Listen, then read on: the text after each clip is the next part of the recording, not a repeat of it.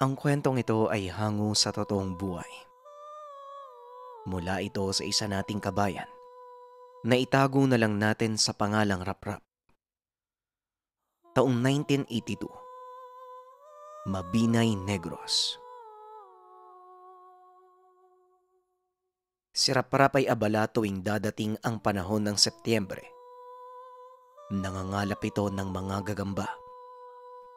Sa edad na 15, lahat ng mga libangan noon ng mga kabataan ay naranasan niya na. Ngunit gagamba talaga ang kanyang kinawilihan. Sa mga batang ipinanganak ng dekada 80, alam na nila na tuwing Setyembre ay tanyag ang kapistahan ng Bais.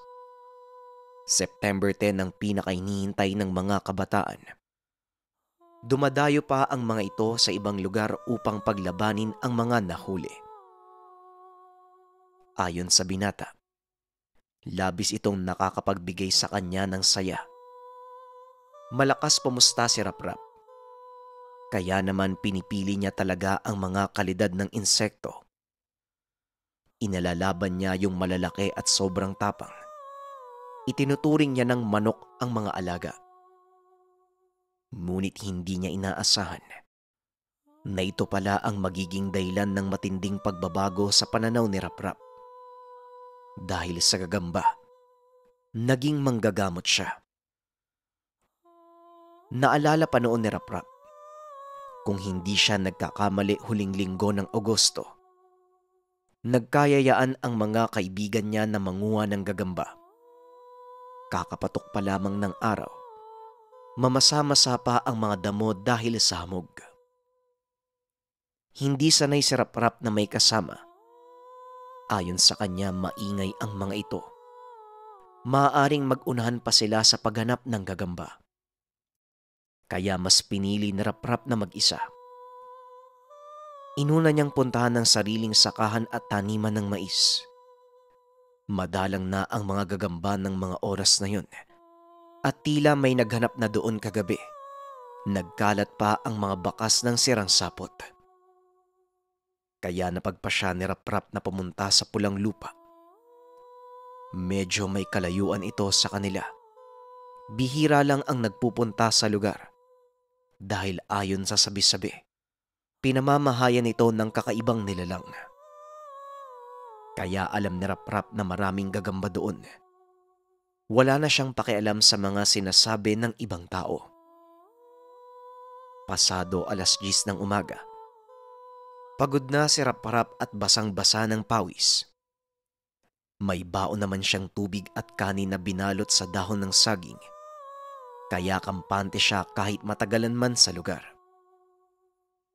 Habang papalapit sa Pulang Lupa, may iilang nakalap na gagamba si Raprap. Halos mapuno niya na ang sisidlan. Kaya kumuha siya ng tangkay ng saging at ginawa itong lalagyan. Nasa pagitan siya ng dalawang matarik na bundok. Binabaybay ang maliit na sapa. Hanggang sa may nakita siya na isang kubo hindi kalayuan sa kinakatayuan. Pansin niyang malinis ang paligid, kaya inisip kagad ng binata na may taong nakatira sa lugar. Dahil nakaramdam ng pagod at gutom si Raprap, napagpasya niyang makisilong sa kubo. May nakita siya na isang tao, halos kasing edad niya, nakasilip doon sa bintana. "Magandang tanghali. Napadaan lang ako." Wika ni Raprap. Ngunit hindi tumugon ng batang lalaki. Sa halip ay pinagsaran pa siya ng bintana. "Ano ba naman yan? Ang suplado. Teka, siya lang ba'y nakatira dito?" Wika ni Raprap sa sarili. "Hindi. Meron siyang kasama. Mahiyain talaga ang apo ko. Hindi yan sanay at minsan lang nakakakita ng dumadaan dito. Ay, taga saan ka ba?" Wika ng matandang babae. Hindi naramdaman ng binata ang presensya ng matanda kahit nasa tabi niya lang ito. Nakaupo sa gilid ng puno. naglilikit pa ng tabako. Ay naku naman oh, nakakagulat naman po kayo. Rap-rap po ang pangalan ko, taga-baba, doon po oh, doon po banda. Wika na Rap-rap at hindi nagsalita ang matanda. Tumango lang ito at tumingin sa malayo. Habang si Rap-rap naman, tila nawala na ang interes na kumain. Naiilang siya dahil tila ignorante at halatang naiilang sa kanya ang mga nakatira sa kubo. Kaya doon na lang siya sa bandang unahan kumain. May malaking bato na nakaumbok. Nagpa siya si Rap-rap na doon muna tumambay. Ngunit sa kasamaang palad ay sumama ang panahon. Kumulimlim ang kalangitan at dahan-dahang bumagsak ang malakas na ulan. Mabilis na tumakbo si Rap-rap papasok ng kubo. Sumilong siya sa gilid ng tahanan. Ngunit narinig niya ang boses ng matanda mula sa loob. Sinabing pumasok na lang siya sa loob ng kubo. Sumilip si Rap-rap sa bintana. May kadiliman ang loob ng tahanan kaya wala siyang nakikita doon. Magpasa ganun pa man, kumabig papunta sa harapan si Rap-rap. At dahil bukas naman ang pintuan ay pumasok siya sa loob. Bumungad sa kanya ang mapanghing amoy. Tila nang gagaling sa ihi sa banyo na hindi nalinis ng matagal na panahon. Kaunting pagpapaliwanag sa tahanan ng matanda. Isang palapag lang ngunit nakaangat ng 2 talampakan ang saig sa lupa. Kwadrado ito, walang silid at purong sala lamang. Nasa magkabilang kanto naman ang maglola. Tahimik lang yung bata. Yung mga mata ay pilit na inilalayo kay Rap-rap. Habang yung lola naman, nakangiti at may inabot na tela sa kanya. Tawagin mo na lang akong Aling Sosa. At ito yung apo ko si Carlos. Pahiran mo nga yung katawan mo o ito para hindi ka lamigin, basang-basa ka ng ulan. Dapat pumasok ka kaagad. Wika ni Aling Susa. Dali-dali namang kinuha ni Rap-rap ang tela. Bagaman may kakaibang amoy ay binaliwala niya iyon. Akala noon ng bata ay kaagad huhupa ang ulan. Ngunit nagpatuloy ito ng matagal. Nang tanawin niya ang daanan pauwi ng tahanan, hindi niya na ito makita dahil bukod sa ulan, makapal din ang bumabalot na hamog. Hindi naman sila nag-uusap sa loob ng tahanan. Kapwa sila nag-aantay sa pagtila ng malakas na ulan. Ilang sandali pa. Uuwi na lang po ako kahit maulan, Aling Susa. Sige po, maraming salamat po. Nako, iho. Mukhang delikadong umuwi kapag ganyan ang sitwasyon. Baha ngayon sa dadaanan mo. Antayin mo na lang kahit gabihin ka. Pwede ka namang manatili dito. Nang marinig ito ni Rap-rap, kagad niyang napagtanto na totoo ang sinasabi ng matanda. Bumabaha at wala namang ibang daanan maliban sa tabi ng sapa. Kaya tumango na lamang si Rap-rap bilang pagtugon. Inantok ang binata at yung mga sisidlan ng gagamba. Nilagay niya sa dibisyong kawayan. Marahang humiga sa papag. Wala namang reaksyon ng matanda. Habang nakaiga, napansin niyang bumaba ng bahay si Aling Susa. Ilang sandali pa ay tuluyan ng bumigay ang diwa ng binata. Nakaidlip ito. Nagising na lang na may nalaglag na bagay sa mismong mukha niya. Kagad itong sinuri ni Rap-rap at nakita na hawak ni Carlos ang mga sisidlan ng gagamba. Napangiti naman si Rap-rap dahil nakita niyang naaaliw si Carlos sa ginagawa. Pinalabas pa nito ang isang gagamba at pinagapang sa kamay. Ngunit ilang segundo lang, dinampot ito ni Carlos at sinubo sa bibig. Gulat na gulat si Rap-rap. Akala niya ay biro lang at iluluwa ito ni Carlos.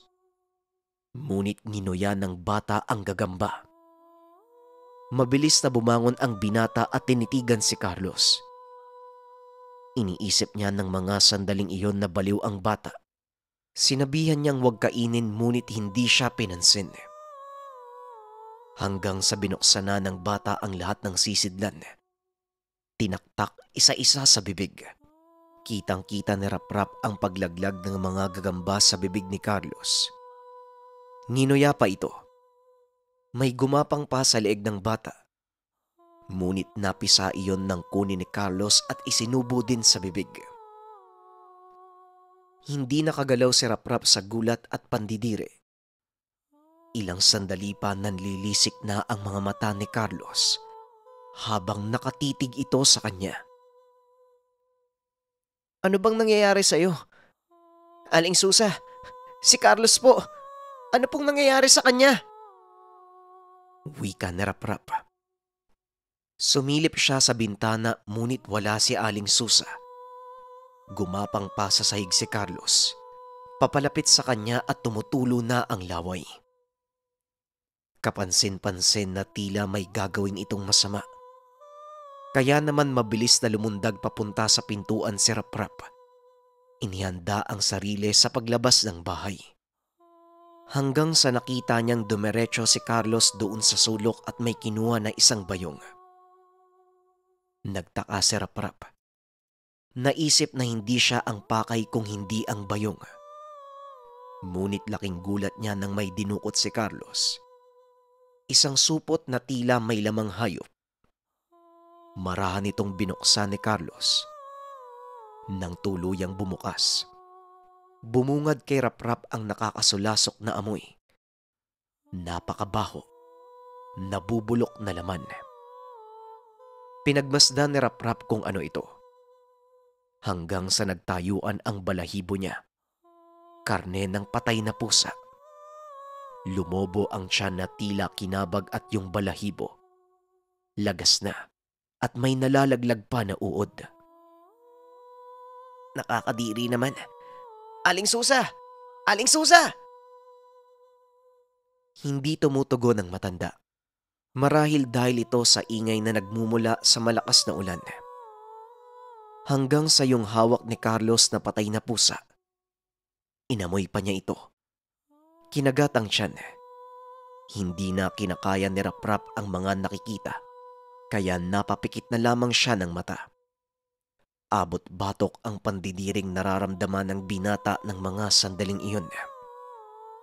Ilang sandali pa, yung likidong lumalabas sa tiyan ng pusa. Sinasalo ni Carlos gamit ang bibig. Sarap na sarap sa dugo.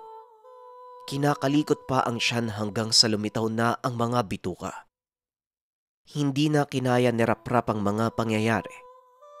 Ayon sa kanya, bahala ng mabasa ng ulan. Wag lang niyang masilayan ang ginagawa ni Carlos. Hindi niya na tinignan pa ang kasunod. Kagad na siyang bumaba at sakto namang paparating na din si Aling Susa. Habang payong ang malaking dahon ng saging, may bitbit itong mga kamote. O bakit ka lumabas? Bumalik ka sa taas. Mataas ang baha, iho, at sobrang lakas ng tubig. Pumunta ako dun sa babae. Hindi ka talaga makakauwi ngayon. Wika ni Aling Susa. Sumilong si Raprap doon sa tabi at dinuro ang loob ng bahay. Si Carlos po eh. Kinain niya po yung mga gagamba ko. At saka tignan niyo po oh. Kinain niya din po yung pusa po ata yun. Nang marinig ito ni Aling Susa, nagulat din siya at halata ang pag-aalala. Binaba ni Aling Susa ang bitbit na mga kamote. Tinitigan si Raprap at sinabing pumasok ng tahanan. Pinasunod niya ito doon sa bandang silong ng mahogani. Bakit po Aling Susa? Paumanhin, iho. Ako na ang umihingi ng pasensya. Ganito kasi. Yan ang nangyari kapag sinusumpong siya ng sakit niya. Wika ni Aling Susa. Po, ano pong sakit? Sa pag-iisip po ba? Muling tanong ni Raprap. Ay parang gano'n na nga, iho. Huwag mo sanang ipagsasabi kapag nakauwi ka na, ha? Wika ni Aling Susa. Opo, pero bakit po may patay na pusa? Sinadya niyo po ba yon o namatay talaga yung pusa? Itapon niyo na lang po sana. Tanong ni Raprap. Mahirap talagang ipaliwanag sa'yo, iho. Bukod sa hindi ka maniniwala, dayo ka lang dito. Kaya hindi na yun importante. Tugon ni Aling Susa. Ngunit iginiit ni Raprap na gusto niyang malaman ang lahat. Ipinangako niya sa matanda na hinding-hindi niya ipagsasabi kahit maliit na detalyeng malalaman. Kaya naman napilitan na lang si Aling Susa na sabihin ang katotohanan. Dito nabalot ng takot si Raprap. Hindi ko talaga siya apo. Ang totoo, anak siya ng amo ko. Pero isinugod siya sa akin ng magkaroon ng sakit. Nayanggaw si Carlos o yung tinatawag nating aswang. Nawaan ng sakit ng magbakasyon sa Iloilo. Isa akong manggagamot, iho. Walang may alam dito sa lugar, pero sa Bacolod kilala ko. Dito ko nga napiling manatili muna para makaiwas sa gulo na maaaring gawin ni Carlos habang ginagawa ko yung gamutan. Pagpapaliwanag ng matanda. At dagdag pa nito, hindi daw niya inaasahan na susumpungin si Carlos. Hindi na ito dinadalaw ng pagiging yanggaw mula nung isang buwan. Ngunit paliwanag niya, baka napukaw ang aswang dahil kay Raprap. At yung hayop na nabubulok na, isa itong maral o pusang gubat. Ito ay inihanda noon ni Aling Susa kung sakaling gutumin si Carlos. Ngunit dahil sa hindi nga dinalaw ng pagiging yanggaw, nabulok na lamang ito. Nangatog ang tuhod ni Raprap sa mga narinig. Hindi nakapagsalita. Nagmistulang basang sisiw. Nais niya nang tumakbo ng mga oras na yon, pero hindi makagalaw ang katawan ng binata. Dagdag pa sa takot ng binata ang patuloy na pagsasalaysay ni Aling Susa. Ayon dito, dapat magamot muna si Carlos bago umuwi si Raprap. Dahil kung uuwi na ito ngayon, natatandaan na ni Carlos ang amoy ng binata. Lalo't ito ang pumukaw muli ng pagiging yanggaw ni Carlos. Maaaring hanapin ito si Raprap hanggang sa madamay na ang buong pamilya at mga kapitbahay sa kanilang lugar. Po, hindi po pwede. Hanapin po ko ng mga magulang ko. Wika ni Raprap. Hindi naman kita maaaring paalisin. Kung aalis ka man, dito pa lang papatayin na kita kaysa madamay pa ang ibang tao sa baba. Nakikiusap ako, iho. Manatili ka muna dito. Gagamutin ko si Carlos sa ibang paraan. Tugon ni Aling Susa. Wag naman po. Bakit hindi na lang po siya yung patayin nyo? Di ba aswang naman po yan? Wika ni Carlos. Hindi pwede. Nangako ako sa mga magulang niya. At isa pang dahilan, ang mga anak at apo ko doon nagpatrabaho sa panig ng amo ko. Sa ayaw at sa gusto mo, kailangan mong manatili sa lugar. Antayin mo ang sasabihin ko kung kailan ka maaaring umuwi. Wala nang nagawa pa si Raprap. Pinili niyang manatili sa lugar, alinsunod sa mga sinabi ng matanda. Pagsapit ng gabi, saka pa lamang humupa ang ulan. Nakita niyang natutulog si Carlos, ngunit nakalabas ang matulis ng ngipin. Hindi niya ito nakita kanina, habang si Aling Susa naman ay nasa baba sa gilid ng pintuan. Nilalaga ang mga kamoting nakuha. Huwag kang matakot. May ginawa ako sa kanya kaya nakatulog. Mamaya lang kumain ka na. At kung ano man ang makikita mo na gagawin ko kay Carlos, tatagan mo ang loob mo. Huwag na huwag mong tatangkain tumakas. Dahil kahit makauwi ka pa, Masusundan ka pa din ni Carlos. Tumango lang si Raprap at hindi na nagsalita pa. Hindi niya maaatim na kumain ng mga sandaling iyon. Lalo pat sariwa sa isipan niya ang nakakadiring kaganapan. Malalim na ang gabi. Habang tulog si Carlos, itinali ni Aling Susa ang mga paa ni Carlos sa haligi. Nagmungkahi naman ang matanda na wag papasok ng bahay si Raprap. Nang magising ang nayanggaw, sobrang kinilabutan si Raprap sa nakita. Tila nakawala na ito sa pagkakatali dahil sa sobrang lakas. Humaba na din ang buhok ni Carlos at medyo umitim ang balat. Maitim ang buong mga mata kahit may liwanag pa ng gasera. Kinilabutan si Raprap dahil sa mga nasusubaybayan mula pa kanina. Lumuhod si Aling Susa. Tatayo at bigla na lang sasayaw. Yung bang tila sinulog at may inaawit pa na hindi maintindihan. May nakabenda pang itim na tela sa noo at ipit-ipit doon ang iba't ibang klase ng dahon. Panay din ang dura at ilang sandali pa. Pinagpapalo ng matanda si Carlos ng patpat. Sigaw naman ang sigaw ang aswang. Tila sobrang iniinda nito ang tama ng manipis na patpat. Hindi pa nakontento si Aling Susa. Kumuha ito ng walis tingting at yun naman ang ginamit na panghampas kay Carlos.